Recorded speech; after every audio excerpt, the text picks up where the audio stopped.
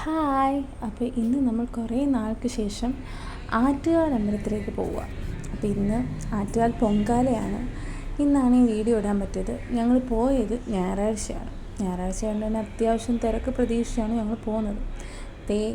എൻ്റെ കുട്ടപ്പായി ഞങ്ങളെല്ലാം അച്ഛൻ വന്നില്ലായിരുന്നു. കാരണം അച്ഛൻ ഓൾറെഡി പൊങ്കാലയ്ക്ക് ഓട്ടമുണ്ട്. അപ്പോൾ അന്ന് കയറി തൊഴാന്ന് കരുതി അച്ഛൻ വന്നില്ലായിരുന്നു. ഞങ്ങൾ പാട്ടും ഒക്കെ ആയിട്ട് വണ്ടിയിൽ പൊയ്ക്കൊണ്ടിരിക്കുക.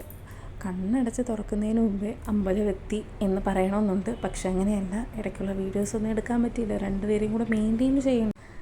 അങ്ങനെ അമ്പലമെത്തി. അമ്പലത്തിലോട്ട് പോകുന്ന വഴിയേ ബ്ലോക്കായിരുന്നു. വണ്ടി തന്നെ നമ്മൾ ഒരു പാർക്കിംഗ് സ്ഥലത്ത് ഇട്ടിട്ടാണ് പോയത്. പിന്നെ അവിടെ എല്ലാം ഏട്ടൻ്റെ സ്റ്റുഡൻസ് ഉണ്ടായിരുന്നു. പോകുന്ന എല്ലാ പോലീസുകാരുടെ അടുത്തും സംസാരിച്ച് ഞങ്ങൾ അമ്പലത്തിലെത്തി. പിന്നെ വരുന്ന വഴി നടന്നല്ല ഞങ്ങൾ പോയത്, ഓട്ടോയിലാണ് പോയത്. പിന്നെ അമ്പലത്തിലെത്തിയ പൂ വാങ്ങി വെക്കണം, അത് നമുക്കൊരു നിർബന്ധമുള്ള കാര്യമാണ്.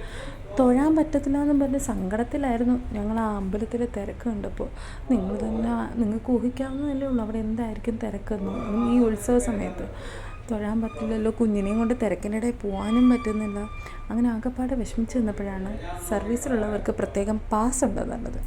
അങ്ങനെ എൻ്റെ ഏട്ടൻ പാസിന് വേണ്ടി ട്രൈ ചെയ്തു. 2-3 വട്ടം ട്രൈ ചെയ്തിട്ട് കിട്ടിയില്ല. എന്തായാലും അങ്ങനെ ലാസ്റ്റ് ഞങ്ങൾ എവിടുന്നെയോ പാസ് ഒപ്പിച്ചു.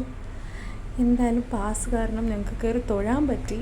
തൊഴുതിറങ്ങിയപ്പോഴേ ക്ഷീണിച്ചു. അപ്പോഴേ ഞങ്ങൾ ഫുഡ് കഴിക്കാൻ പോയി. ഫുഡ് നെയ് റോസ്റ്റാണ് വാങ്ങിച്ചു വെച്ചത്. തൊട്ടടുത്തുള്ളൊരു ഹോട്ടലിൽ നിന്ന് വാങ്ങിയത്. പിന്നെ ഫുഡിനെ പറ്റി ഞാൻ പ്രത്യേകിച്ചൊന്നും പറയുന്നില്ല. എന്തായാലും അവിടുത്തെ കടകളെല്ലാം കണ്ട് വീണ്ടും ഞങ്ങൾ കുറച്ച് നടന്നു ഓട്ടോയും പിടിച്ച് കാറിൻ്റെ അടുത്തേക്ക് പോയി. അവിടെ ഒരുപാട് പ്രോഗ്രാംസൊക്കെ. ഞങ്ങളൊന്നും പ്രത്യേകിച്ച് വാങ്ങിക്കാനും എടുക്കാനും ഒന്നും നിന്നില്ല. കാരണം കുഞ്ഞുങ്ങളും ഞങ്ങളും എല്ലാം വല്ലാണ്ട് ക്ഷീണിച്ചു. ഒരു ദോശ കഴിച്ചെങ്കിലും വിശപ്പൊന്നും തീർന്നില്ലായിരുന്നു. പിന്നെ എങ്ങനെയോ നടന്ന് എങ്ങനെയും കാറിലെത്തി. പിന്നെ ഞാൻ വീടെത്തിയപ്പോഴാണ് കണ്ണു തുറന്നത്. അപ്പോൾ ശരി, ബൈ.